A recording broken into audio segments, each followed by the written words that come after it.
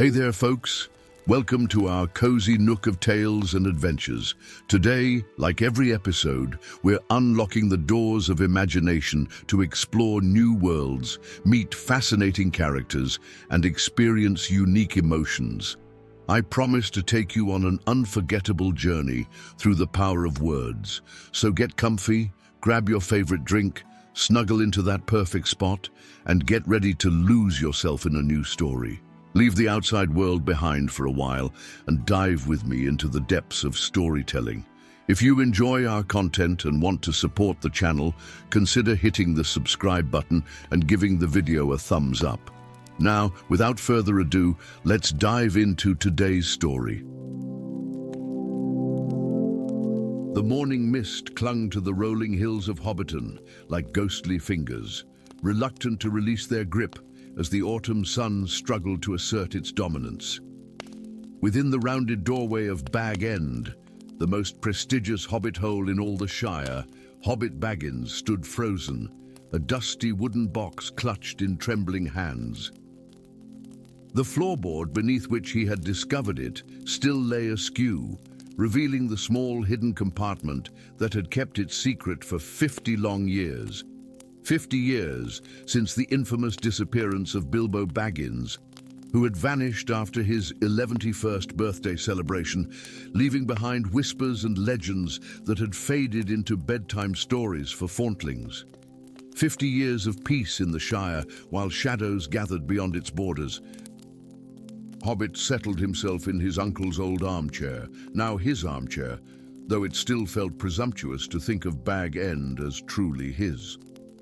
The brass clasps on the box were tarnished but intact, bearing the intricate B rune that had marked Bilbo's possessions. With careful fingers, he released the catch. Inside lay a parchment map, its edges yellowed, but the ink still vibrant, as though recently drawn. Bilbo's distinctive script flowed across it, for when the mountains sing again and shadows stretch their wings, what I have hidden must be found before the darkness brings its final night upon the land. Only a true Baggins shall recognize its worth when the moment comes to choose. Hobbit traced the winding path marked on the map, from the Shire, through the misty mountains, past the shadowed forest of Mirkwood, to a location marked with a small star at the edge of the Iron Hills. So absorbed was he in the mysteries before him that he failed to notice the shadow that fell across the open window or hear the soft intake of breath from outside. 3 days later, as the first tremors shook the ground beneath Hobbiton, gentle at first, like the purring of an enormous cat, Hobbit shouldered his pack and closed the round green door of Bag End behind him. The weight of the map pressed against his chest where he had tucked it inside his waistcoat pocket. His mind raced with the stories his uncle had told him of dragons and dwarven kingdoms, of elven forests and ancient evils. Stories he had always assumed were embellished, if not entirely fabricated, yet the ground continued to tremble. And in the far distance, beyond the borders of the Shire, it seemed the mountains had begun to hum. He had scarcely reached the borders of the Shire when he became aware of the second set of footsteps shadowing his own. Pausing to adjust his pack, he called out without turning, "You might as well show yourself, Lobelia." Your new boots squeak something dreadful. From behind a gnarled oak emerged his cousin Lobelia Sackville Baggins, her face pinched with annoyance at being discovered. Unlike Hobbit in his practical traveling clothes, she wore an elaborate traveling ensemble complete with an impractical bonnet that had already collected several twigs. "You've found something," she accused, dispensing with pleasantries. "Something Bilbo left." "Something valuable. I found a map," Hobbit replied evenly. "Nothing more." "A map to what?" Her eyes gleamed with familiar avarice. "Gold. Jewels, something from that mountain he was always prattling about." "A map to trouble, most likely," Hobbit sighed. "Go home, Lobelia." But she fell into step beside him, her chin raised with determination. Half of whatever it is belongs to me by rights.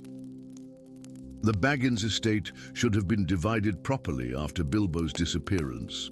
There was nothing to divide, Hobbit reminded her wearily, just Bag End and its furnishings, all properly bequeathed. Then why are you sneaking off with a mysterious map? Hobbit had no answer for that. They made an odd pair as they travelled eastward, Hobbit quiet and thoughtful, Lobelia chattering and complaining.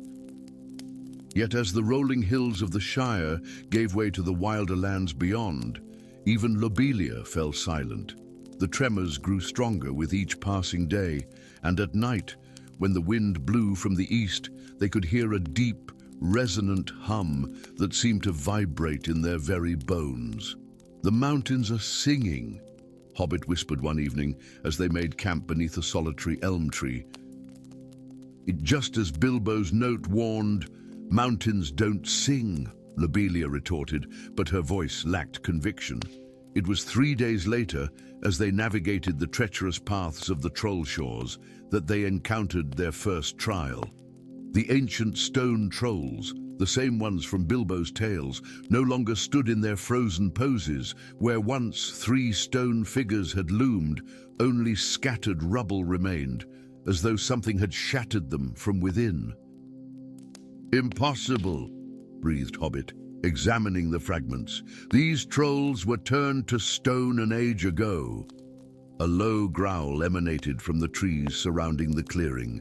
Yellow eyes gleamed from the shadows. Too many to count, too intelligent to belong to ordinary wolves. "Wargs," Hobbit whispered, reaching for Lobelia's hand. "Run!" They fled through the darkening forest, the pack of wargs in pursuit. Lobelia's ridiculous bonnet was lost, along with any pretense of propriety, as she hitched up her skirts and matched Hobbit stride for stride. Just as the lead warg was about to pounce, they tumbled through a hidden opening in a hillside and rolled down into darkness. The passage sealed itself behind them with an ancient grinding of stone upon stone, leaving them in pitch blackness. "Sire, what sort of luck was that?" Lobelia gasped, once she had caught her breath. "Not luck," came a third voice, deep and melodious. A soft blue light bloomed in the darkness, revealing a tall figure with ageless eyes and flowing silver hair. "Bilbo's map is enchanted to reveal certain paths only to those who carry it, and to guide them to those who might aid their journey." The stranger introduced himself as Elendar, a keeper of ancient lore who had befriended Bilbo during his twilight years. In his underground sanctuary, filled with scrolls and artifacts from ages past, he revealed what Bilbo had confided in him. "The tremors you feel are the awakening of Durin's bane, the ancient evil that sleeps beneath the mountains. What was once trapped is finding new strength, feeding on the discord and darkness growing in the world." Bilbo discovered an artifact during his adventures, something he kept hidden even from Gandalf. The Heartstone of Durin, a gem of pure starlight captured within the mountain's depths by the Dwarven King himself. A treasure. Lobelia's eyes lit up. "A key," Elendar corrected. "The last of 3 created to seal away the darkness." Bilbo realized its importance only years after he returned to the Shire, when ancient texts revealed its true nature to him. "And he hid it," Hobbit concluded, "for when it would be needed. But why not give it to the dwarves or the elves?" Lobelia demanded. Elendar's smile was sad. "Because great powers would be tempted to use it rather than protect it. The Heartstone grants immense power to whoever wields it, power to command the very elements. In the wrong hands, it could unleash devastation rather than prevent it." Equipped with new knowledge and provisions from Elendar's stores, the hobbits continued their journey. The map now revealed new details, warnings of dangers, marks of safe passages. They skirted the edges of Mirkwood, where whispers followed them through the tangled branches and eyes watched from hollow trunks. They crossed paths with a company of dwarves heading to the Lonely Mountain, led by Thorin III, grandson of Dain Ironfoot. The dwarven prince regarded the hobbits with suspicion that turned to reluctant respect when Hobbit demonstrated knowledge of secret dwarven phrases that Bilbo had taught him. "The mountains sing the song of awakening," Thorin confirmed grimly. "The deep places of the world grow restless. We go to fortify Erebor against what may come." For 10 days, the dwarves traveled alongside the hobbits, offering protection and companionship.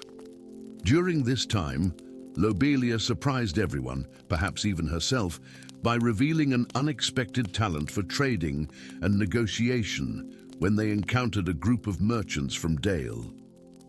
Her shrewd bargaining secured them supplies that would have cost Hobbit twice as much. "Perhaps you're not entirely useless after all," Hobbit conceded one evening. Lobelia sniffed haughtily, but her lips twitched with the ghost of a smile. As they approached the Iron Hills, the tremors grew violent enough to send rocks tumbling down mountainsides. The air itself seemed charged with anticipation.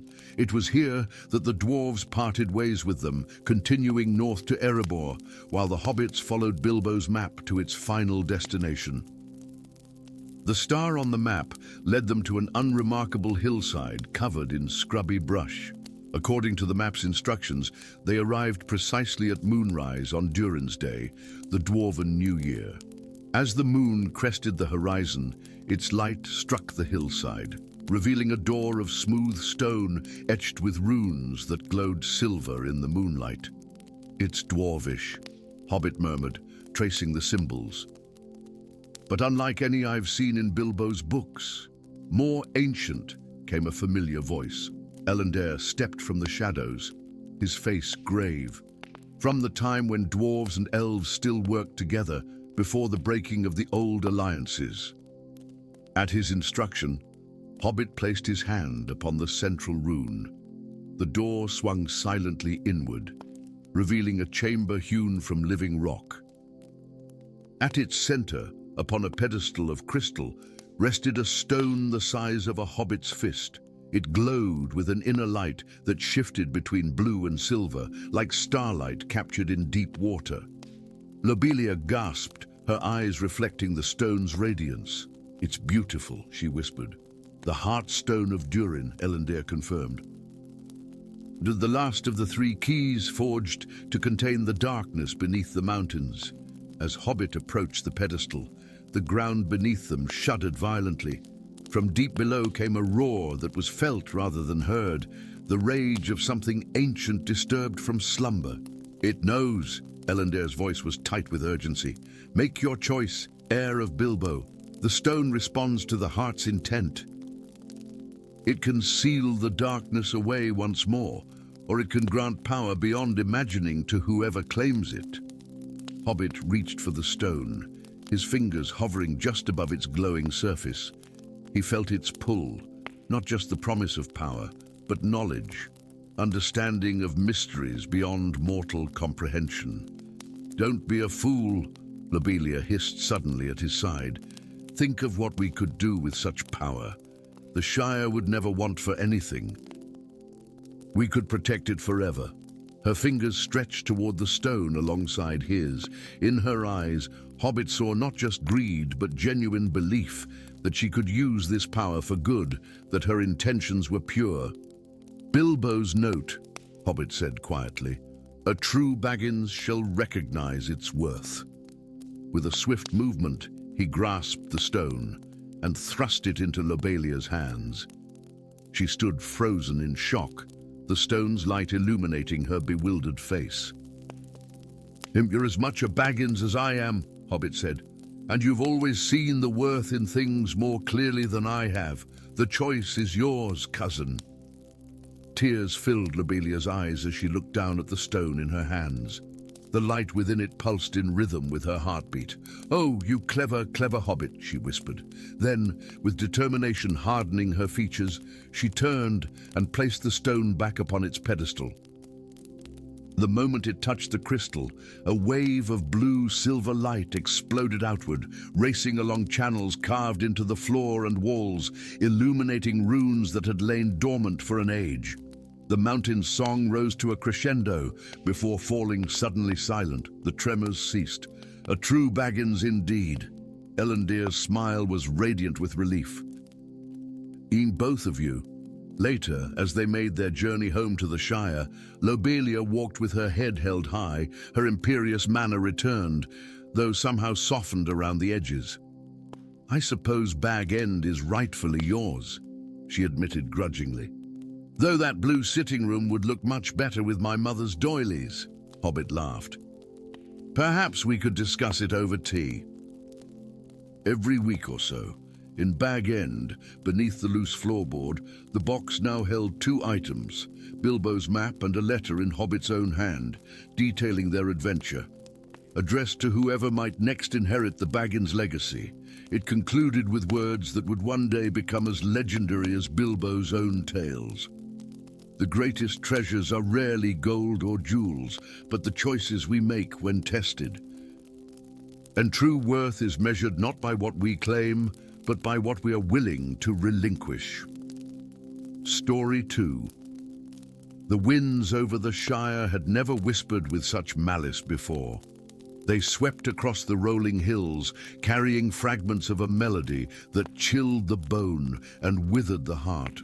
Where once the air had been filled with merry songs and laughter of hobbits, now doors were barred and windows shuttered against the haunting music that rode the tempests. Hobbit Sweet Melody sat alone on the hill above Hobbiton, his small figure nearly lost against the great oak that had stood there since before the memory of even the oldest families.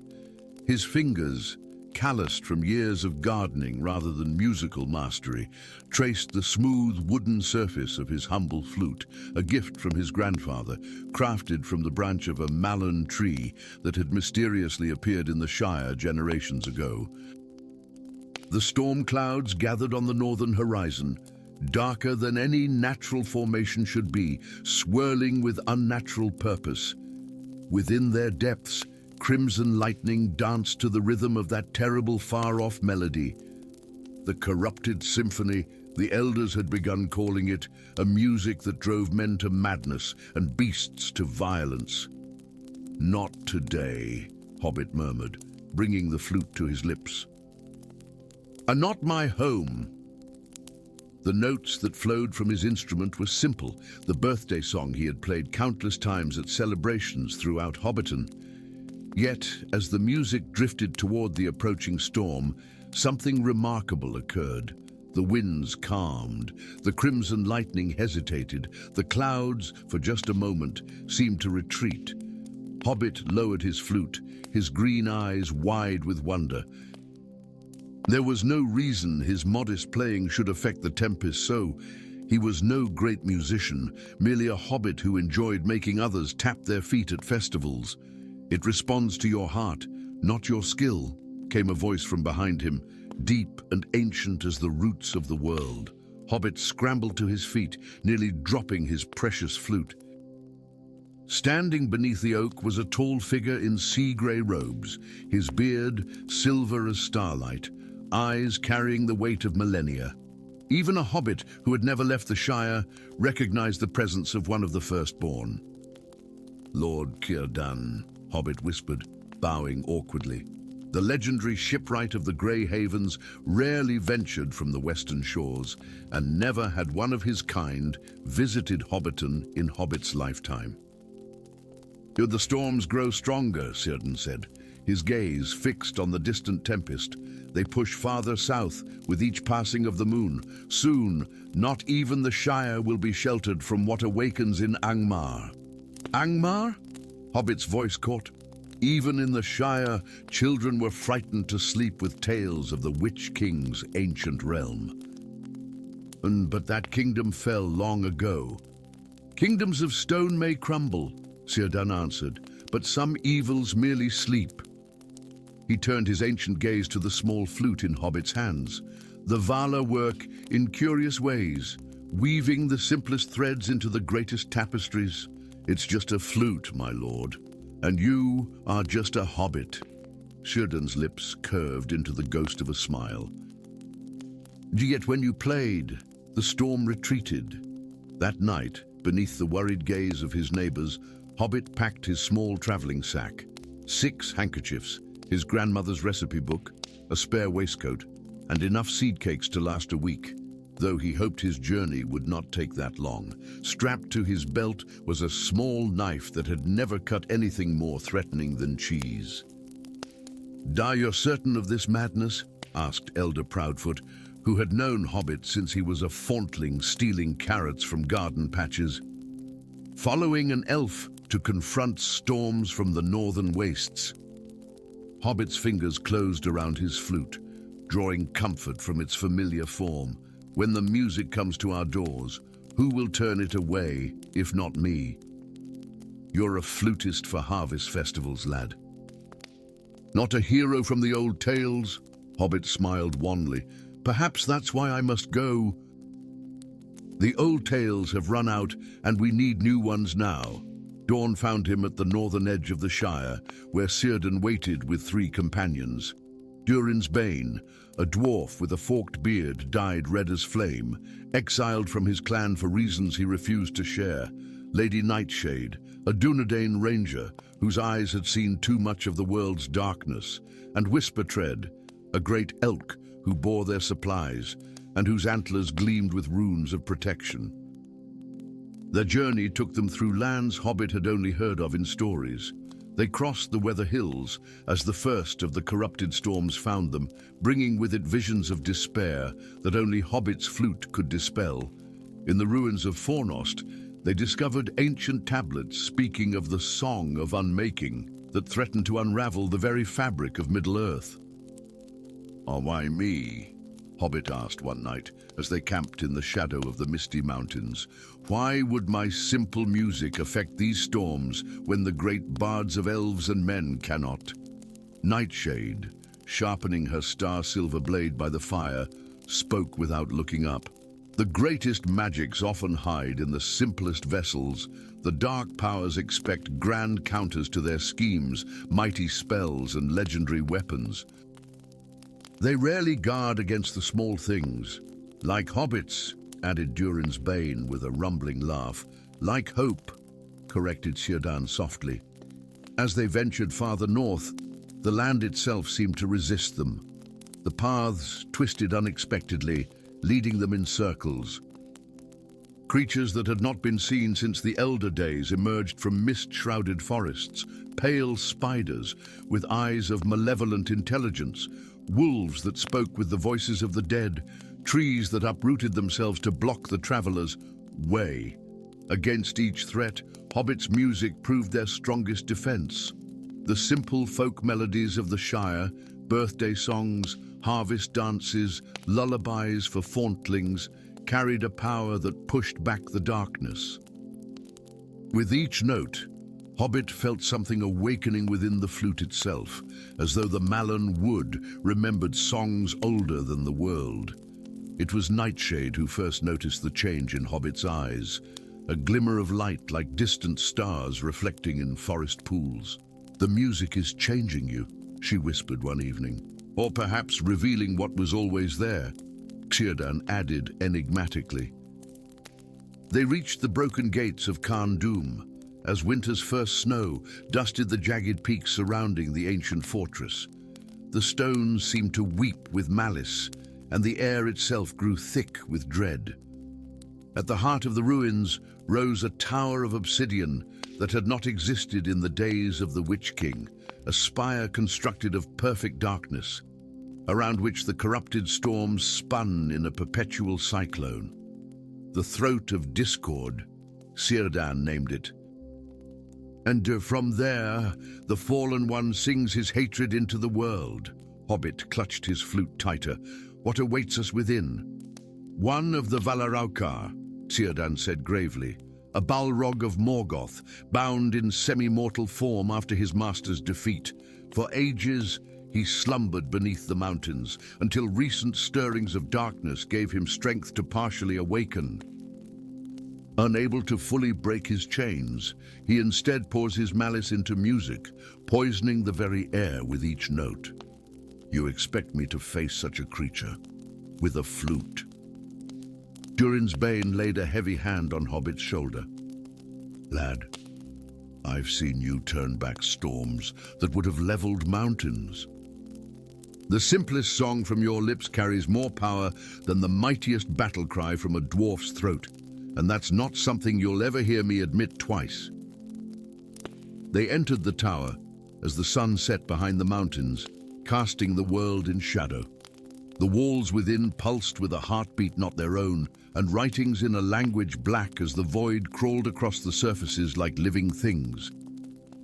With each step deeper, the haunting music grew stronger until it threatened to overwhelm thought itself. In the central chamber, seated upon a throne of twisted metal and bone, was a figure both less and more than a Balrog should be. No longer wreathed in flame, but still massive beyond mortal proportions. Its skin was like cooling magma, black crust over molten veins. Its wings, once proud and terrible, hung in tatters from its back. Upon its brow sat a crown of shadows, and in its hands rested an instrument crafted from what appeared to be the ribcage of some enormous beast. As the companions entered, the Balrog, the discord singer, ceased its terrible music and fixed eyes of ancient malice upon them. I know why you have come, little piper, it spoke, its voice a harmony of breaking stone and dying stars. You think to challenge my song with yours. How quaint. Hobbit's knees threatened to buckle beneath the weight of the creature's gaze, but he found his courage in the memory of the Shire, of birthday celebrations and harvest dances, of the simple joys that this darkness threatened. I don't challenge, Hobbit replied, his voice stronger than he felt. I remember.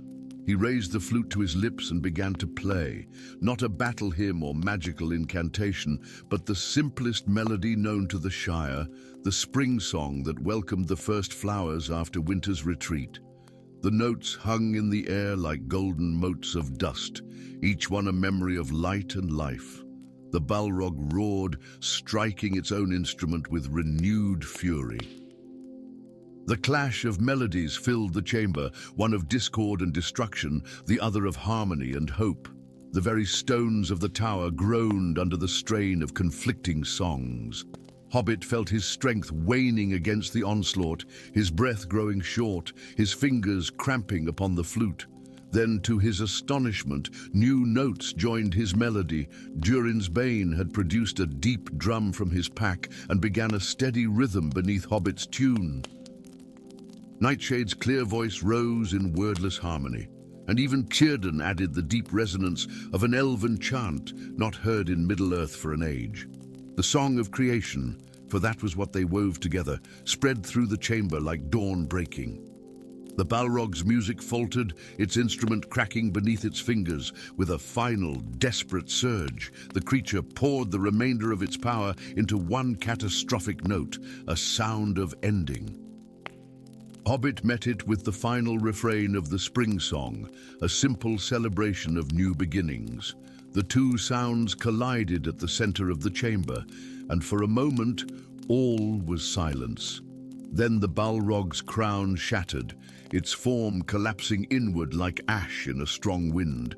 As it dissolved, one last whisper escaped its fading lips.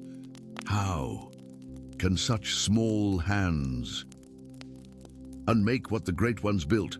The storms above Khan Dum dissipated, revealing a night sky brilliant with stars. Hobbit sank to his knees, exhausted beyond measure, his flute glowing softly with an inner light that slowly faded. It's done, he whispered. No, Círdan corrected gently, helping the Hobbit to his feet. It's begun. Songs, once sung, echo forever, and yours, Master Sweet Melody, will resound through the ages. When spring returned to the Shire that year, it came with breezes carrying fragments of a melody that brightened the heart and quickened the spirit. The hobbits, being practical folk, soon returned to their gardens and celebrations, their meals and their gossip. Few connected these pleasant winds with the small hobbit who had returned from his mysterious journey, who now played his flute on quiet evenings beneath the great oak on the hill. But sometimes, when Hobbit's sweet melody played the spring song, children would see something remarkable, a gentle glow from the wooden flute, and in the player's eyes, a reflection of stars no hobbit sky had ever known. Story 3. The ancient hills of Stone Hollow slumbered beneath a carpet of emerald grass, their rounded curves like the backs of sleeping giants. Dawn's first light caressed the dew-kissed fields, illuminating a patchwork of gardens so vibrant and abundant that travelers often claimed they had stumbled upon the fabled gardens of the first dawn. Stone Hollow was renowned throughout the Seven Kingdoms for producing harvests of such bounty that even in the harshest winters, no plate went empty. At the heart of this verdant paradise stood Hobbit, his small frame belying the extraordinary gift he possessed. While others tilled the soil with tools of iron and steel, Hobbit needed only to whisper to wilting plants, and they would stretch toward his voice as if drawn by an invisible thread. The villagers called it luck, or a knack for growing things, but Hobbit knew it was something more. A connection to the earth that thrummed beneath his feet like a heartbeat only he could hear.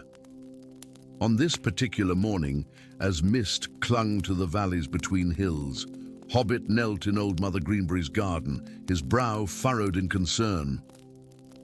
The prized moonberries that had flourished here for generations were withering before his eyes, their silver-veined leaves crumbling to dust at his touch. "I've tried everything, Mother Greenberry," Hobbit said, his voice barely above a whisper. "The soil is rich, the water clean, yet something drains the life from them." The elderly woman leaned heavily on her gnarled staff, her eyes, still sharp despite her years, scanning the horizon. It's not just my moonberries, dear boy. Haven't you noticed? The great oak's leaves are turning amber a full moon early, and the riverbank rushes are blackening at their roots." Hobbit had noticed. For weeks, a disquiet had settled in his chest, a feeling that something fundamental was shifting beneath the surface of their peaceful existence. Each day, he discovered another plant succumbing to the mysterious ailment. First, the delicate herbs used for healing, then the hardier crops, and now even the ancient trees were beginning to show signs of distress. That night, unable to sleep, Hobbit wandered to the edge of the Whispering Woods, a place most villagers avoided after sunset. The forest had always called to him, its shadows promising secrets rather than threats. As he stood at the threshold between field and forest, a shimmer of blue light caught his eye, a crystalline root protruding from the soil, pulsing with an ethereal luminescence. Dropping to his knees, Hobbit carefully brushed away the dirt surrounding the strange growth. The crystalline structure extended deeper into the earth, a network of translucent veins that glowed brighter at his touch. And then he heard it. A melody so faint he might have imagined it, a song of such profound beauty that tears sprang unbidden to his eyes. Who treads upon the ancient path? The voice seemed to emanate from the crystal itself, neither male nor female, young nor old, but timeless. "I'm Hobbit of Stone Hollow," he replied, surprised by the steadiness in his voice.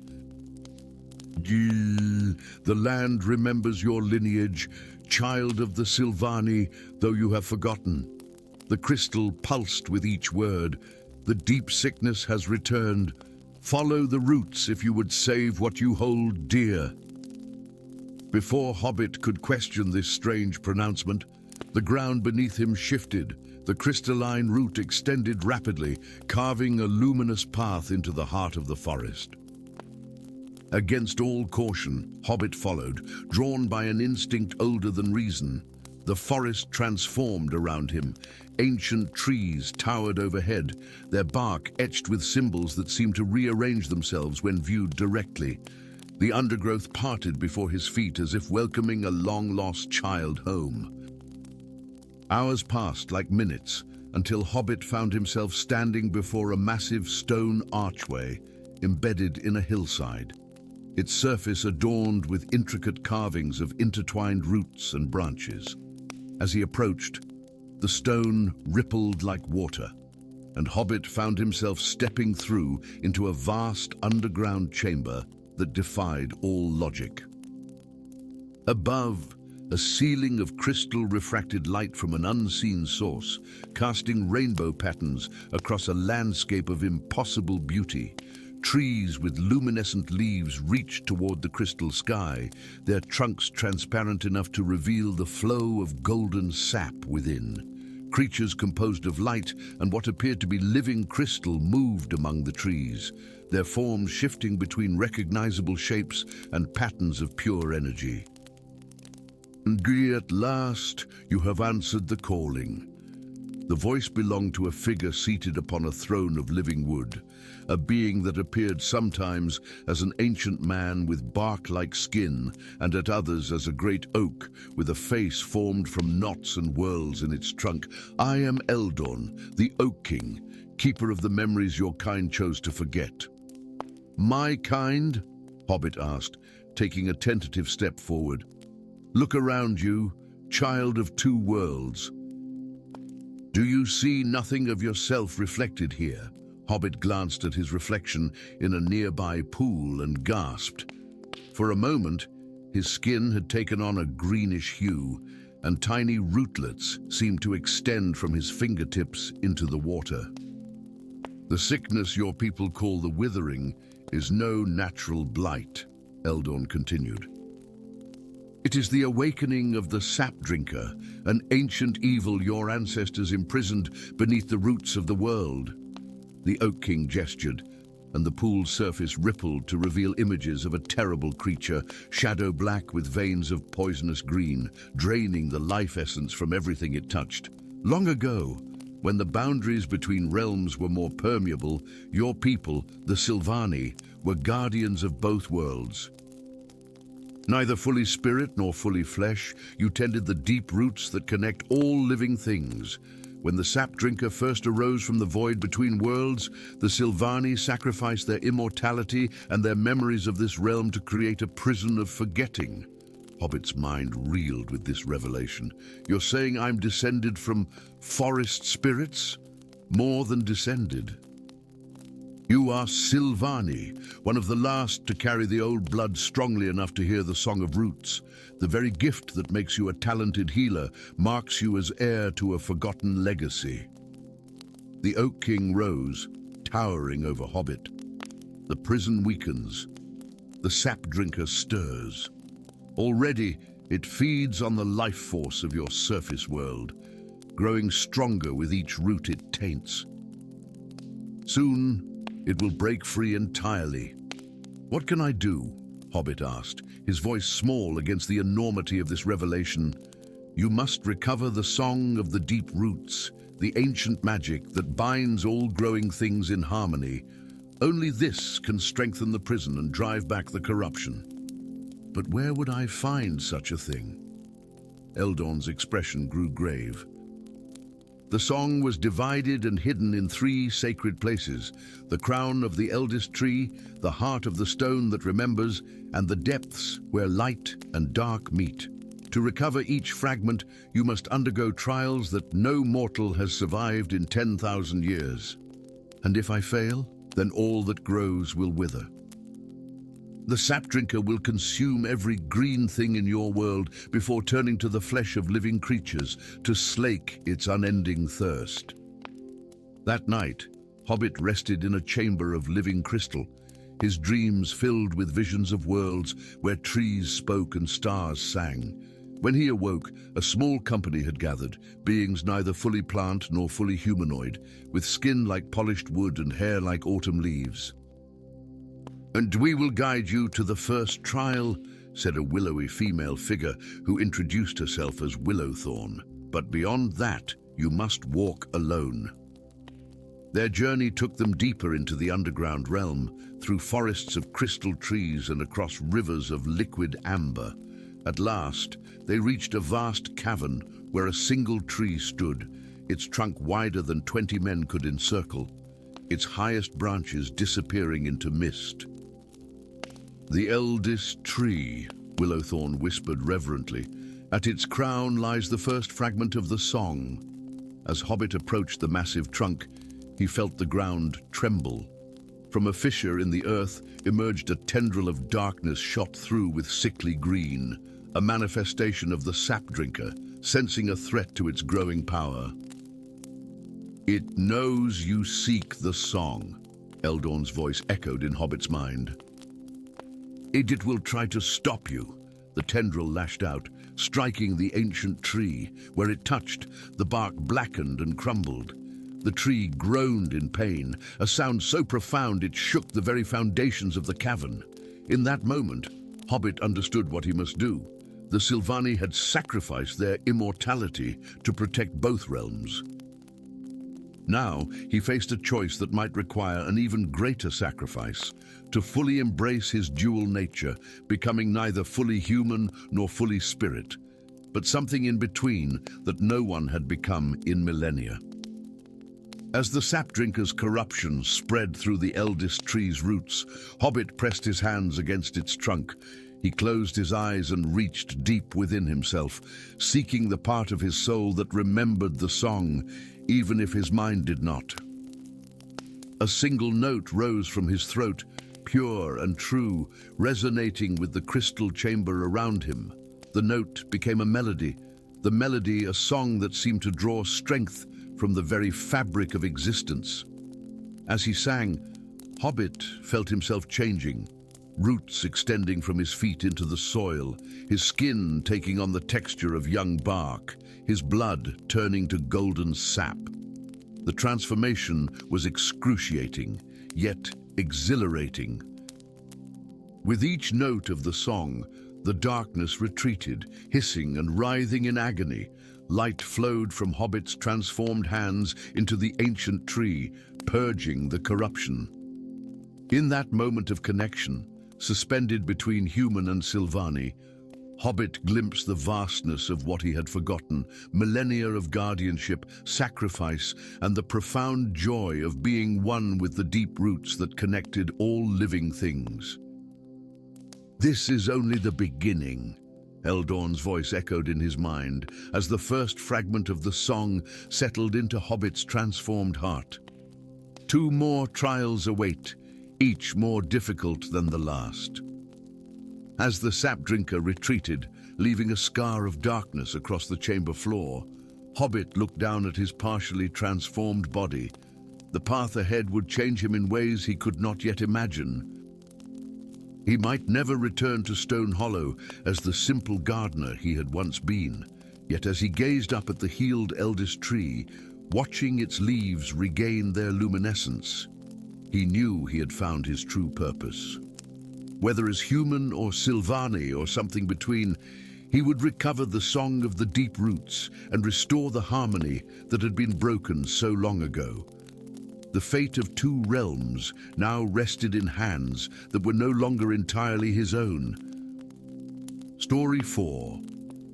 The last golden leaf clung desperately to its branch as winds of unnatural chill swept through the ancient forest of Lothlorien. Throughout the realm, once renowned as the heart of elven magic in Middle-earth, Malorn trees that had glowed with ethereal light for millennia now stood half bare, their remaining leaves dulled to the color of tarnished brass. Beneath their massive trunks, elven healers worked frantically, their melodious incantations rising into the canopy like desperate prayers. In the highest talon of Caras Galadon, Lady Galadriel stood motionless, her luminous eyes fixed upon the mirror of Kelendil that sat before her, its waters black as midnight, yet spotted with pinpricks of light like distant stars. For 7 days and nights she had remained thus, searching the strands of fate for the salvation of her realm. When at last she raised her gaze, her immortal face bore the weight of ancient wisdom and newfound hope. "The forest's salvation lies not with the mighty," she announced to the council of elven lords gathered around her. "And it awaits the touch of one whose heart knows the simple magic of growth, a child of the western hills who speaks the forgotten tongue of root and seed." Far away in the peaceful Shire, Hobbit Green Thumb awakened with a start, his round face damp with tears he could not explain. For the 5th night in a row, his dreams had been filled with dying trees of impossible beauty and a voice like silver bells calling his name across vast distances. Outside his window, the prize-winning roses that had made him the most respected gardener in Hobbiton trembled in a breeze that carried the scent of lands he had never seen. Hobbit was no adventurer. At 47 years old, he had never traveled farther than Bree, content with the gentle rhythms of tending his garden and sharing his knowledge of growing things with anyone who sought it. Yet as he stared at his dirt-encrusted fingernails in the pale morning light, he felt an inexplicable certainty taking root within him.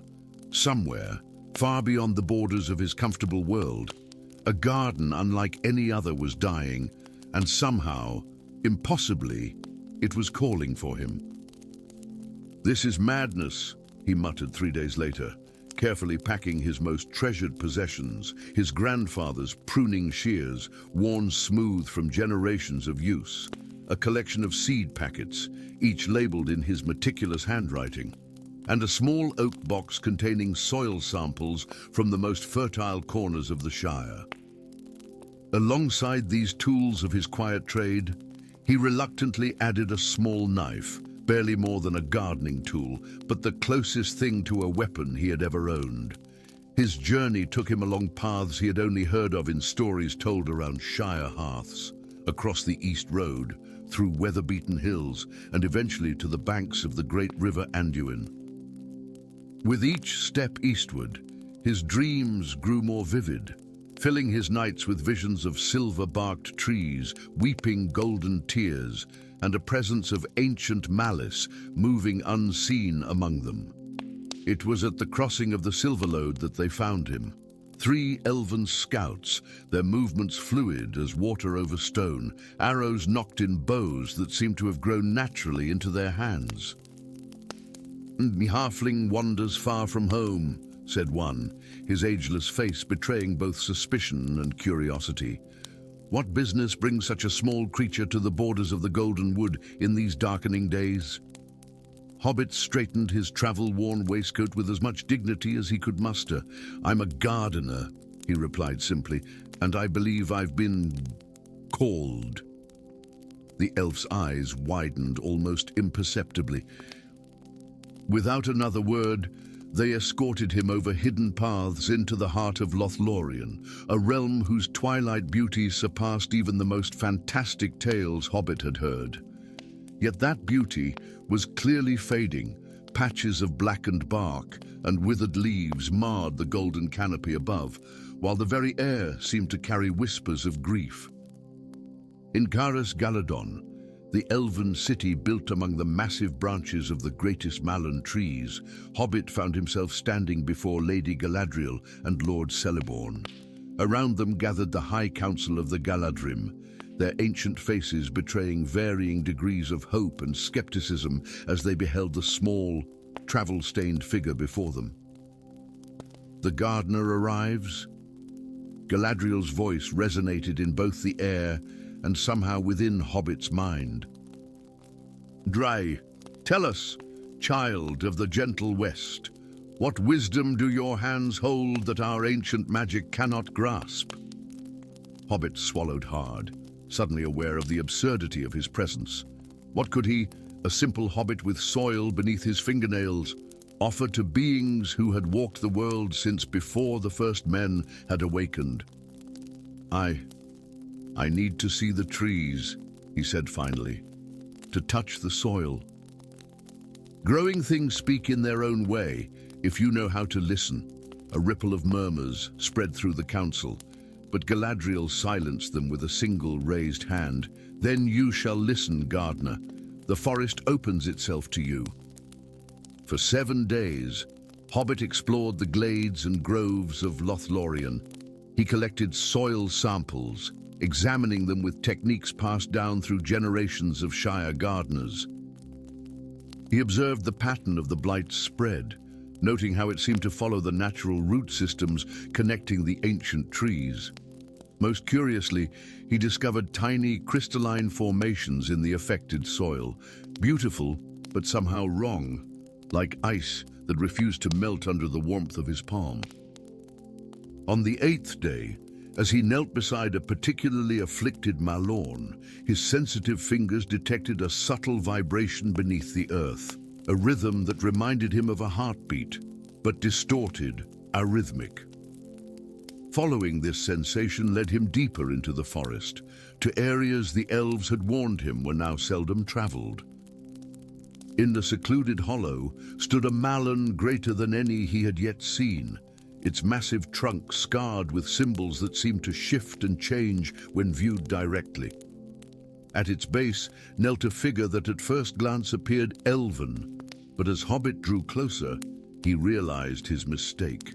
Though fair of form, there was a wrongness to the being, its movements too precise, its stillness too complete when it did not move. "A halfling comes to witness my work," the figure said without turning, its voice beautiful yet lacking the warmth that even the most austere elf possessed. "How curious that the Valar send such a small messenger to observe the rebirth of Arda." "I'm a gardener," Hobbit corrected, his practical nature asserting itself even as warning prickled along his spine. "And you're killing these trees." The figure rose in one fluid motion and turned. Its face was perfect in its symmetry, its eyes the precise blue of a winter sky at midnight. "I am Nenethil, last emissary of the Forgotten Realm. I do not kill, I transform. The elves have grown complacent in their stewardship. The forest requires renewal through the ancient ways." Hobbit's gaze moved to the crystalline formations that clustered thickly around the tree's roots, identical to those he had found throughout the forest, but larger, pulsing with an inner light that reminded him unpleasantly of infected wounds. "Those aren't natural," he said, gesturing toward the crystals. "Is they're draining the life from the soil, not renewing it. They are the seeds of revelation," Nenethil corrected. "When they fully mature, they will awaken the slumbering heartwood of the elder trees. The forest will be purified through transformation, becoming something greater than the elves' sentimentality would allow." Hobbit shook his head, the certainty of generations of gardeners in his voice. "That's not how growing things work. You can't force transformation without destroying what came before. These trees are dying because you're trying to make them into something they were never meant to be." Nenethil's perfect face showed no emotion, but the air around it seemed to darken. What would a creature whose life is but a moment in the span of these trees know of their true nature? "Step aside, halfling. The great awakening approaches." Instead of retreating, Hobbit reached into his pack and withdrew his box of Shire soil. With deliberate movements, he knelt and spread a small circle of it around his feet, then added 3 seeds from different packets: thyme from his herb garden, clover from the meadows near Bucklebury, and a single acorn from the party tree in Hobbiton. "Growing things respond to patience and kindness," he said, his voice steady despite his racing heart. "Not to force." Before Nenethil could respond, Hobbit placed his hands upon the soil and whispered words that were not quite Western, nor any elvish tongue. The garden language he used when coaxing reluctant seeds to sprout or helping transplanted saplings take root in new soil. The reaction was immediate and astonishing. The seeds erupted into growth, sending green tendrils racing across the forest floor. Where they touched the crystalline formations, the plants enveloped them, their living tissue absorbing and neutralizing the unnatural energy. The thyme became a carpet of purple blossoms, their scent clearing the air of an oppressive weight Hobbit hadn't even realized was present. The clover spread in spiraling patterns, its roots breaking apart the larger crystal clusters, and the acorns sprouted with supernatural speed, becoming in moments a sapling that hummed with the solid, steady energy of the Shire. Nenethil made a sound that might have been dismay in a being capable of true emotion. It raised a hand, fingers contorting into shapes that hurt the eye to follow. But before it could complete its working, vines of clover wrapped around its ankles, holding it in place. "What is this simple magic that resists me?" it demanded, its perfect voice developing an edge of static. "Not magic," Hobbit answered, continuing to whisper encouragement to his plants as they worked. "Just life. Real life that grows and changes in its own time, not according to someone else's plan." As they spoke, elven scouts appeared silently around the clearing, arrows trained on Nenethil. Behind them came Galadriel, her presence causing the air to shimmer with power far older and deeper than the false emissary's workings. "The veneer of your deception thins, creature of the void," she said, her voice terrible in its beauty. "Return to your master and tell him that Lothlorien does not yield to his shadows, whether they come as fire or as false light." Nenethil's perfect form began to waver, like an image reflected in disturbed water. "This forest will fall, Lady of Light, if not by my hand, then by another's. The great unmaking cannot be stopped by halflings and fading powers." "Perhaps not," Galadriel acknowledged. But today, it is stopped by the love of growing things and the wisdom to know that true strength lies in allowing change to come in its proper time. With a sound like crystal shattering, Nenethil's form collapsed into itself, leaving behind only a scatter of dull, lifeless crystals that crumbled to dust as the vigorous greenery of Hobbit's Shire plants overtook them. In the days that followed, Hobbit taught the elven tenders what he had discovered, how to recognize the remaining crystal formations, how to neutralize them with particular combinations of soil and seed, how to listen for the true voice of the forest beneath the lingering echoes of Nenethil's influence. His small hands demonstrated techniques no lawmaster had recorded, yet which resonated with the oldest memories of the elves, from days when the world was younger and the division between caretaker and garden less distinct. By the time the first new golden leaves began to unfurl on the great malin trees, Hobbit was packed and ready to return home. The growing season would not wait, even for the savior of an elven realm, and his own modest garden called to him with a voice as clear and compelling as Galadriel's had been in his dreams. "You have taught us that wisdom resides not only in ancient tomes and immortal memories," Celeborn said during the farewell feast, "but also in hands that have learned the patience of nurturing life through its seasons." Galadriel presented him with a small crystal vial containing earth from the heart of Lothlorien. "For your garden," she said, her ageless eyes warm with something that might have been affection, "that a piece of the golden wood might flourish under your care as we have flourished under it." When Hobbit finally returned to Hobbiton, few believed his tales of elven forests and magical healing. But those who visited his garden in the years that followed sometimes spoke of how, on certain nights when the stars were especially bright, the flowers seemed to glow with an inner light not quite of this world. And if occasionally those visitors departed with a strange sense of peace that lingered for days afterward, well, that was simply the special quality of Master Green Thumb's extraordinary garden.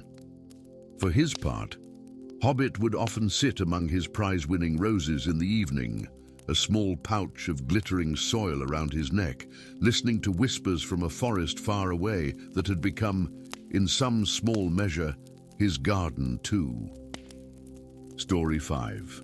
Ash fell from the sky like grey snow, dusting the verdant hills of the Shire with a powdery reminder that the world beyond their borders was changing. The hobbits of Hobbiton watched the phenomenon with bewildered expressions, their pipe smoke mingling with the foreign particles that carried the acrid scent of destruction. Tales had begun to trickle in from the rare traveling merchants, tales of villages along the eastern slopes of the lonely mountain reduced to cinders, of great winged shadows passing over dale in the night, of a nightmare from a previous age returned to haunt the realms of Middle-earth once more. Dragonfire had not been seen in the land for over a century, not since Smaug the Terrible had fallen beneath the arrow of Bard the Bowman. But memory ran deep in the eastern kingdoms, and fear deeper still. In his snug hobbit hole at the edge of the village, Hobbit Braveheart, known primarily for his prize-winning tomatoes and complete lack of adventurous spirit, stared incredulously at the small delegation of elder hobbits crowding his sitting room. The Tyne of the Shire himself, flanked by the Mayor of Michel Delving and 3 other distinguished gentle hobbits, had arrived on his doorstep just as he was settling in for his afternoon tea. "You want me to go where and do what?" Hobbit asked, his teacup frozen halfway to his mouth. The Tyne, a venerable hobbit with silver-threaded curls, leaned heavily on his walking stick. "To Erebor, Master Braveheart. The Council of the Free Peoples has requested representatives from all races, even us. But why me? I've never set foot outside the Shire. Surely someone with experience would be better suited." The assembled elders exchanged meaningful glances before the mayor spoke. "That's precisely why it must be you. The others remember too well what happened the last time a dragon came. They'll be too quick to assume the worst, too eager for war. We need someone who sees with fresh eyes, someone whose heart remains unclouded by old fears. And," added the Thane with the ghost of a smile, "someone who understands growth and patience. The dragons of old were creatures of destruction and death. In these uncertain times, we may need one who knows how to nurture life instead." And so it was that 3 days later, Hobbit Braveheart found himself perched uncomfortably in a carriage bound for the East Road, dressed in a travel coat that felt too heavy and boots that pinched his normally bare feet. In his pack rested little more than a change of clothes, some pipeweed, a small trowel that had belonged to his father, and a handkerchief embroidered with his mother's initials. The only other item of note was a small cloth bundle containing half a dozen apple tarts. For sustenance on the journey, he had told himself, though he had already eaten 2 before the Shire had faded from view behind him. The journey eastward was a revelation to Hobbit.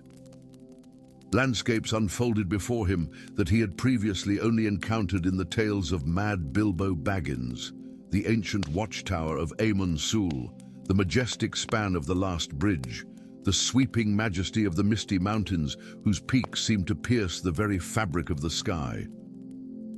Each night, as he made camp alongside his traveling companions, a group of merchants from Bree who had agreed to escort him as far as the eastern ranges, Hobbit found himself staring at the stars with new eyes, wondering how the same constellations that watched over his garden could shine upon such vastly different lands. At the crossing of the Anduin, they encountered a company of elves from Mirkwood, their lithe forms and ethereal grace making Hobbit feel even more stout and earthbound than usual. To his surprise, the elven captain greeted him with genuine, if reserved, respect when he explained his mission. "A halfling emissary," the elf mused, his ageless eyes studying Hobbit with curious intensity. Perhaps the Valor have not abandoned us to our follies after all." Together, The expanded company journeyed toward the lonely mountain, which rose from the plains like a spear thrust into the heart of the sky. As they drew closer, Hobbit could see that the mountain's lower slopes were dotted with the lights of Dale, rebuilt after Smaug's destruction, but now once again shrouded in fear. Beyond it, carved into the very face of the mountain, the great gates of Erebor stood vigilant, flanked by enormous statues of dwarven warriors whose stern gazes had watched over the approach for countless generations. The council chamber within Erebor's vast halls stole the breath from Hobbit's lungs. Carved from a single massive cavern, its domed ceiling soared hundreds of feet above the circular table where representatives from all the free peoples had gathered. Intricate mosaics of precious stones depicted the history of Middle-earth in glittering tableaus, while channels carved into the walls carried natural light deep into the mountain's heart, illuminating the proceedings with slanting beams of golden radiance. As the Shire's representative, Hobbit found himself seated between a grim-faced ranger from the north and a dwarf whose elaborately braided beard contained no fewer than 7 gleaming metal clasps. Across the table, representatives from Dale, Mirkwood, and the Iron Hills engaged in heated debate even before the formal proceedings had begun. "The signs are unmistakable," insisted Thorian, heir of Bard and current Lord of Dale. His face was handsome but haggard, dark circles beneath his eyes suggesting many sleepless nights. "The destruction bears all the hallmarks of dragonfire, 3 villages reduced to ash, livestock scattered, and survivors speaking of a winged shadow that blocked out the moon." "Yet none have actually seen this supposed dragon," countered Thranduil's son, his elegant features arranged in an expression of diplomatic skepticism. "Perhaps before we muster our forces for war, we should determine precisely what we face. My people are dying." Thorian slammed his fist upon the table. "While you debate semantics in your woodland realm, something is hunting at the edges of our lands. And what would you have us do?" rumbled Dain III, Lord of the Iron Hills. "March an army into the withered heath on the word of frightened villagers. The last time we faced a dragon, it cost us our kingdom for over a century." The debate raged on, growing more heated with each exchange. Proposals were offered and rejected, everything from a full-scale expedition to the northern wastelands to sealing the mountain and abandoning the rebuilding of Dale entirely. Throughout it all, Hobbit remained silent, his small form nearly forgotten among the taller, louder representatives. Only when a brief lull fell over the proceedings did he clear his throat, the small sound somehow capturing the attention of the entire chamber. "If I might offer an observation," he began, his voice steady despite the flush creeping up his neck. "In my garden, when something isn't growing right, I don't immediately pull it up or burn the whole plot. First, I look closer. I try to understand what's happening beneath the surface." The council members stared at him with expressions ranging from amusement to irritation, but Hobbit pressed on, warming to his theme. "Lord Thorian, you said the attacks began a fortnight ago, shortly after you returned from the ruins of Framsburg with an ancient relic. Might I see this relic?" Thorian's expression darkened. "How do you know of that?"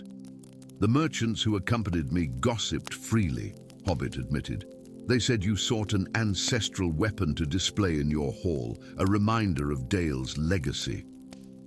After a moment's hesitation, Thorian produced a small wooden box from within his cloak.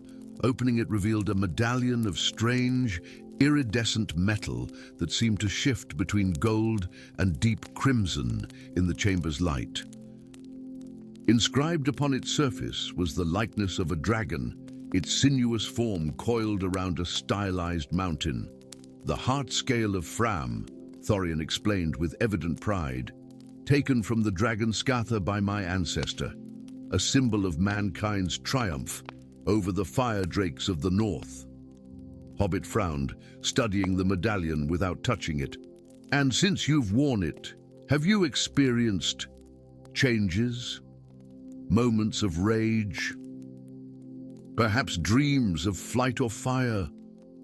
The chamber fell silent as Thorian's face drained of color. His hand, still clutching the medallion's box, trembled visibly. How could you possibly know that? Because I've read the tales of Bilbo Baggins 100 times, Hobbit replied simply. And dragon sickness doesn't always require a living dragon. Sometimes a fragment is enough to corrupt. The revelation sent shockwaves through the council.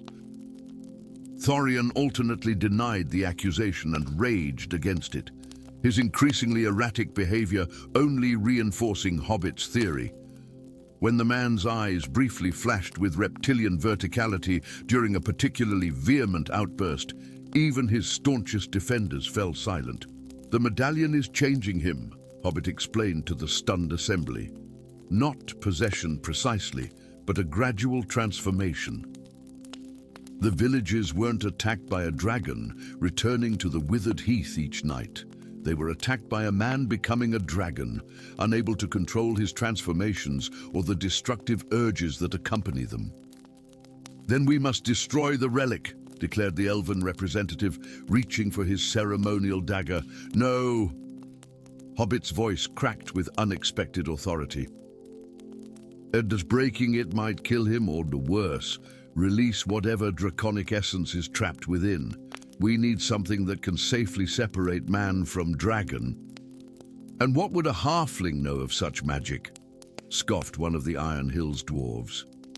Hobbit took a deep breath, scarcely believing what he was about to suggest.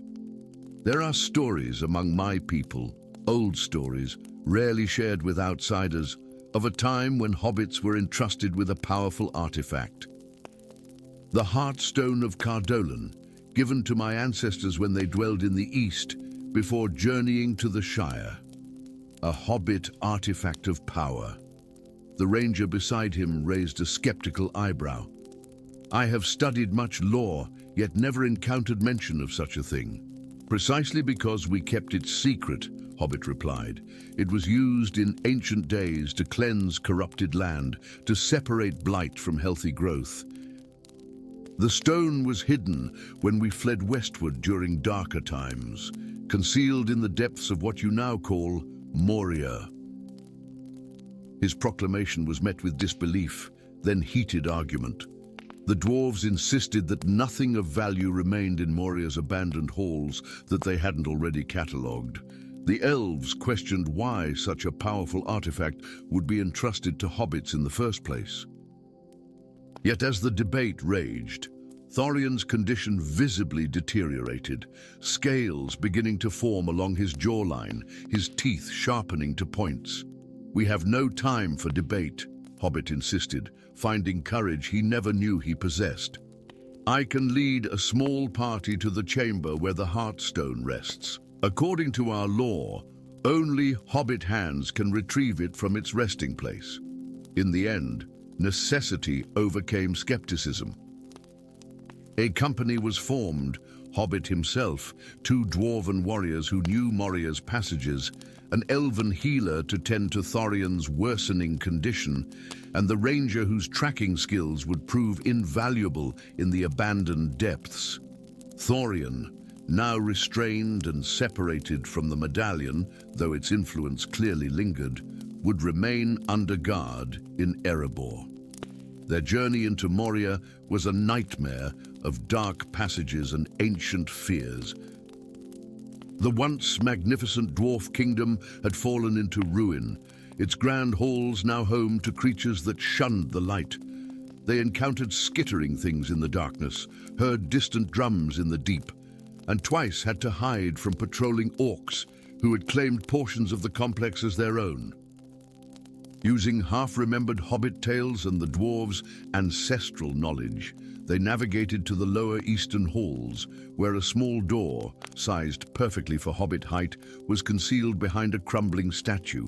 The lock yielded only to Hobbit's touch, opening to reveal a chamber untouched by the darkness that had claimed the rest of Moria. Within, upon a pedestal of white stone, rested a crystal the size and shape of a hobbit's heart, glowing with a soft inner light that pulsed like a living thing.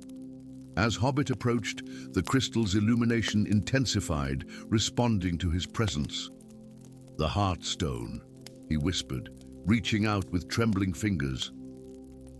When he touched it, visions flooded his mind, ancient hobbits tending blighted fields with the stone's power, cleansing corruption from wounded landscapes, healing a land poisoned by darkness.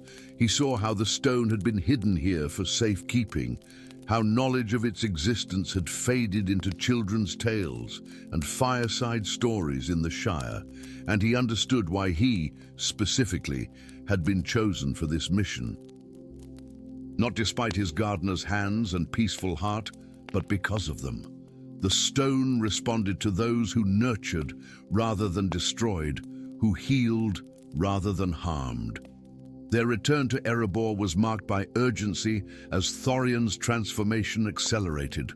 By the time they reached the mountain, the man was more dragon than human, his skin almost entirely covered in crimson scales, his speech reduced to guttural snarls.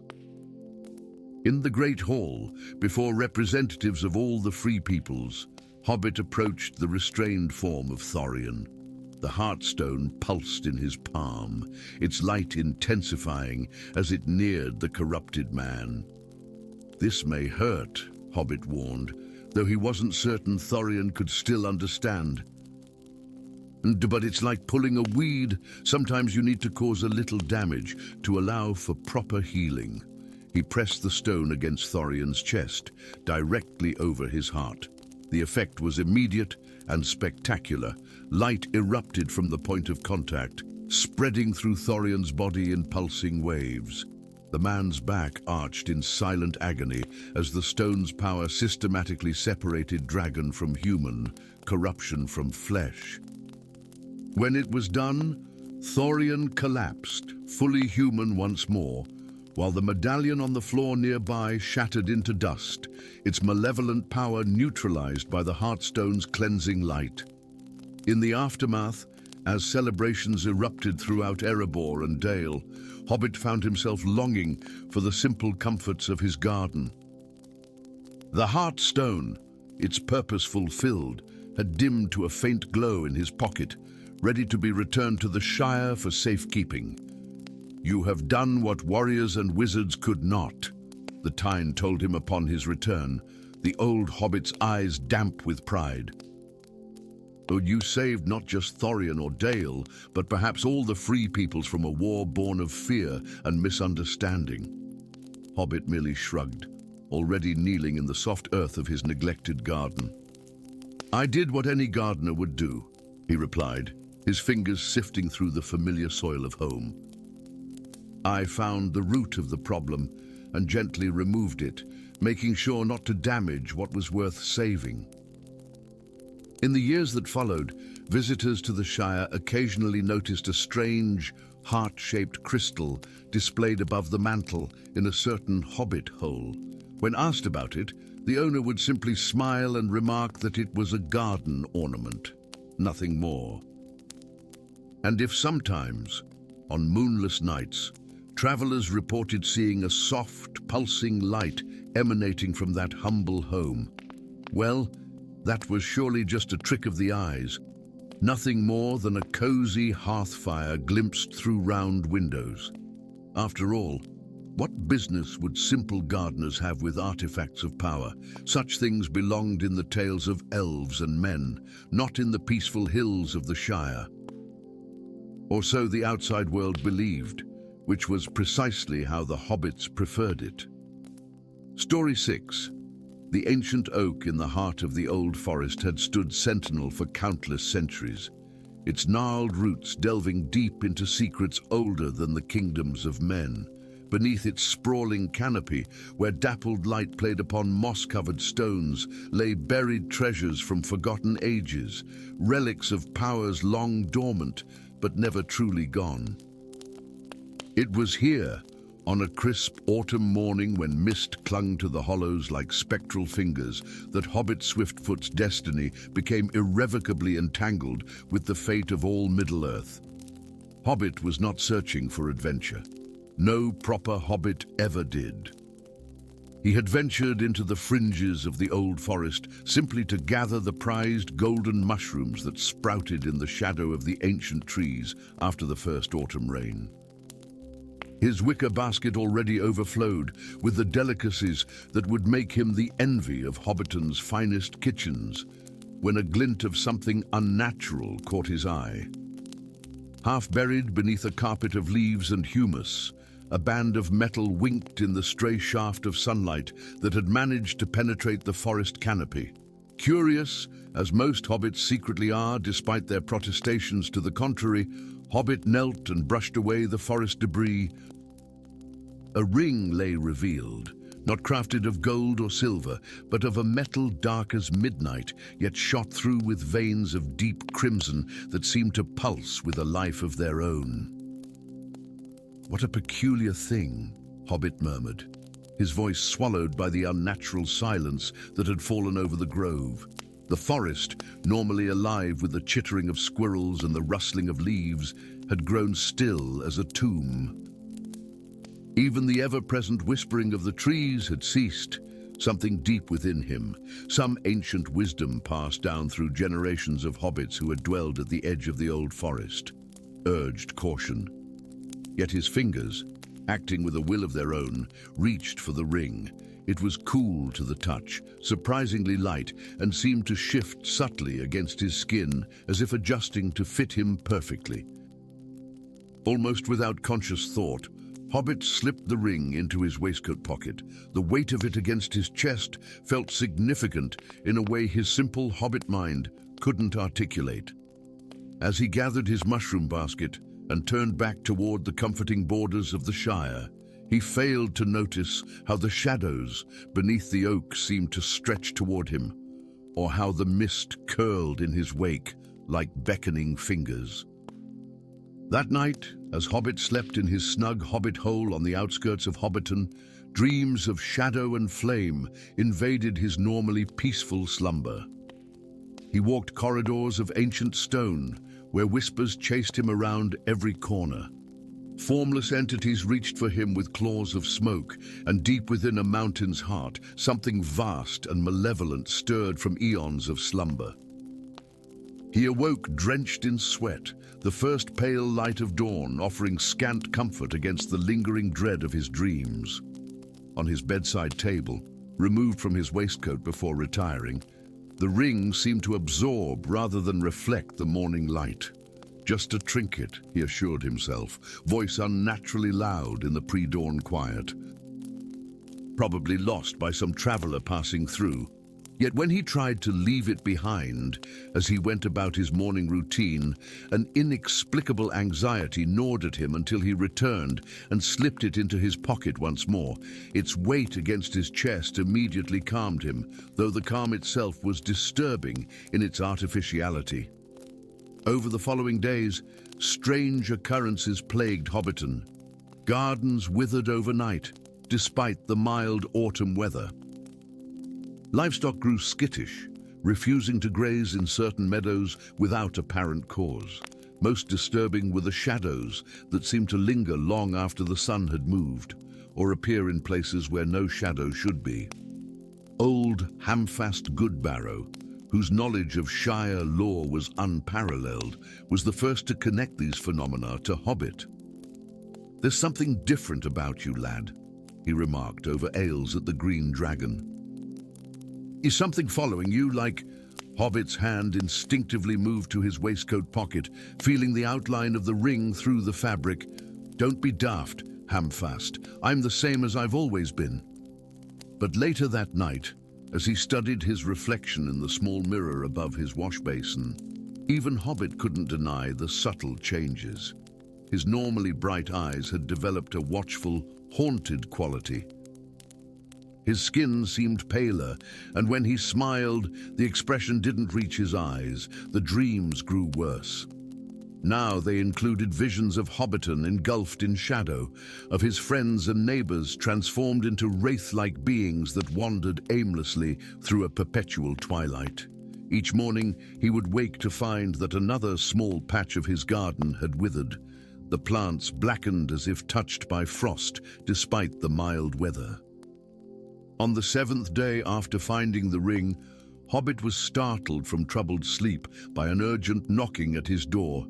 The moon hung full and bright outside his window, casting long shadows across his bedroom floor, shadows that seemed to move independently of any external motion. At his round front door stood Thaddeus Brandybuck, the elderly hobbit who served as Hobbiton's unofficial historian. His face was ashen, his breathing labored from the uphill climb to Hobbit's dwelling. "You must come quickly," Thaddeus gasped. "The Silverbrook. It runs black as pitch, and the trees along its banks wither even as we watch." The Silverbrook was a small stream that wound through the heart of Hobbiton, providing water for crops and gardens. If something had befouled it, the consequences for the entire community would be dire. Hobbit hastily dressed and followed Thaddeus down to the village center. A crowd had gathered along the banks of the stream, their faces illuminated by lantern light. The sight that greeted them sent ice through Hobbit's veins. The once clear waters of the Silverbrook now flowed dark and viscous, more like shadow given fluid form than water. The vibrant reeds and water plants that had lined its course were shriveled and black, crumbling to dust at the slightest touch. "It began at sunset," explained Belle Proudfoot, whose vegetable garden bordered the stream. "A darkness flowing from the east, where the Silverbrook enters from the old forest." From the old forest, where Hobbit had found the ring. His hand moved involuntarily to his pocket, fingers closing around the band of metal. It pulsed against his skin, almost like a heartbeat, and seemed warmer than before. "This is no natural occurrence," declared Thaddeus gravely. "This is old magic, dark magic from the days before the Shire was founded." As the hobbits debated what to do, send for rangers, consult with elves from the Grey Havens, or simply dam the stream to prevent further contamination, Hobbit slipped away from the gathering. A terrible suspicion had taken root in his mind, one he needed to confirm away from prying eyes. By the light of a single candle in his hobbit hole, he placed the ring on his writing desk. In the flickering illumination, the veins of crimson in the dark metal writhed like living things, and shadows from the small flame stretched abnormally long across the walls. "What are you?" Hobbit whispered. As if in response, the ring emitted a soft hum, and the shadows in the room shifted, coalescing into a vaguely humanoid shape on the far wall. Though it had no eyes, Hobbit felt its attention fixed on him with predatory intensity. His blood ran cold as childhood stories rushed back to him, tales told around hearthfires on winter nights of the shadow days before hobbits settled the Shire. Of a time when darkness crept from the east, corrupting all it touched, of ancient rings of power, crafted not by the Dark Lord that Bilbo Baggins had helped defeat, but by something older still, something that dwelled in the spaces between light and dark. The Rings of Twilight. They were called in those old stories, created to bridge the gap between the living and the spirit realm, but corrupted by their maker's growing obsession with immortality.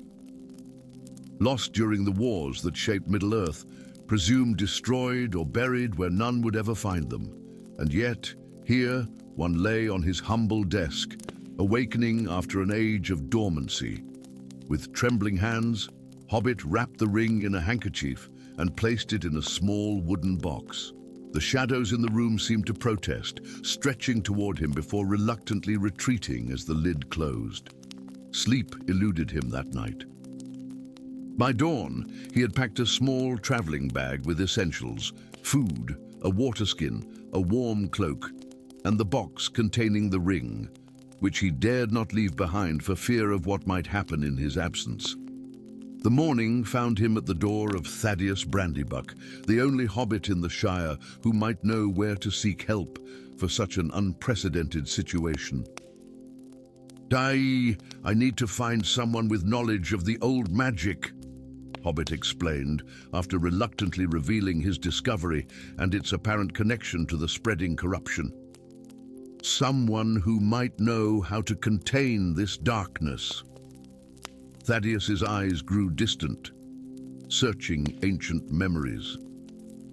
"There are stories," he said slowly, "of a guardian who dwells where the Withywindle meets the Brandywine, neither elf nor man, but something other. Tom, he is called in the old tales, Bombadil, master of wood, water and hill. If anyone in these lands would know of your ring and its powers, it would be he." And so Hobbit set forth from the Shire for the first time in his life, a small figure burdened with an ancient power he could neither control nor abandon. The journey to find Tom Bombadil would take him through the heart of the old forest, where the trees themselves were said to move and paths shifted overnight. Every step carried him further from the comfortable certainties of Hobbiton and deeper into a world where the boundaries between reality and legend grew increasingly thin. As Hobbit passed the borders of the Shire, the ring in its box seemed to pulse with anticipation, as if it too sensed the proximity of ancient powers. Shadows gathered more thickly around him now, visible even in the bright morning sunlight. They trailed in his wake like loyal hounds, occasionally stretching ahead as if to scout the path.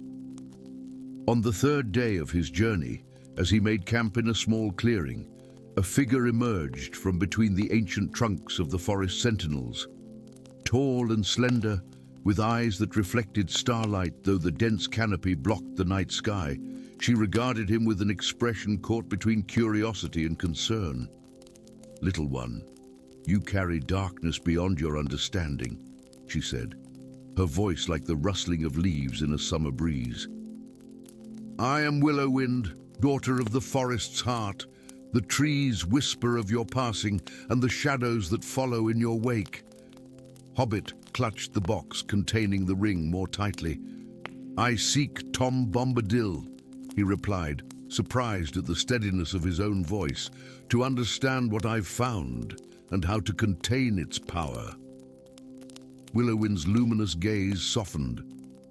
The forest remembers when darkness last spread from ring to bearer to land. Few now recall those days, but the trees remember. They have been watching you, little one, judging your heart. "And what have they decided?" Hobbit asked, a tremor finally breaking through his composure. "That you are neither hero nor villain, but something rarer still, a soul in perfect balance. Perhaps that is why the ring found you, why it calls to you yet cannot fully claim you." She gestured to the path ahead. "I will guide you to the house of Bombadil. But be warned, the ring will fight your purpose with every step that brings you closer to one who might separate you from it." As if in confirmation of her words, the box in Hobbit's hands grew suddenly hot, forcing him to drop it. It fell open upon impact with the forest floor, the ring spilling out onto the loamy soil. Instantly, shadows erupted from it, forming a swirling vortex between Hobbit and Willowwind. "Oh, it senses my intent," she called over the unnatural wind that had sprung up. "You must assert your will, ring-bearer. Remember who you were before it found you." Drawing upon reserves of courage he hadn't known he possessed, Hobbit lunged through the whirling shadows and snatched up the ring. Pain seared through his palm as he closed his fist around it, but he held firm, focusing on memories of the Shire, of sunshine on green hills, of harvests and festivals, of the simple goodness that defined Hobbit life. Gradually, the shadows receded, though they continued to writhe at the edges of the clearing like frustrated predators. "Well done," Willowwind said softly. "Few have the strength to impose their will upon a ring of twilight." "How do you know what it is?" Hobbit asked, carefully returning the ring to its box. "The forest remembers," she replied simply. "Now come. The path to Bombadil's house is treacherous in daylight. By night, with that ring's influence growing, it would be all but impossible." As they set off deeper into the ancient wood, Hobbit felt the weight of the ring's box against his side. Whatever trials lay ahead, he was committed now to seeing this journey through, not for glory or power, but for the simple, profound desire to protect his home and the way of life that had sustained generations of hobbits in peaceful contentment. The shadows followed, patient and watchful, biding their time. But for the first time since finding the ring, Hobbit felt a flicker of hope. If the forest itself had judged him worthy of aid, perhaps there was yet a path through this darkness, a way to contain the ancient power without surrendering to its corruption. And so Hobbit Swiftfoot, most unlikely of heroes, continued his journey into legend, each step carrying him further from the known and deeper into the realm of myth and magic that had always existed just beyond the borders of the world he knew.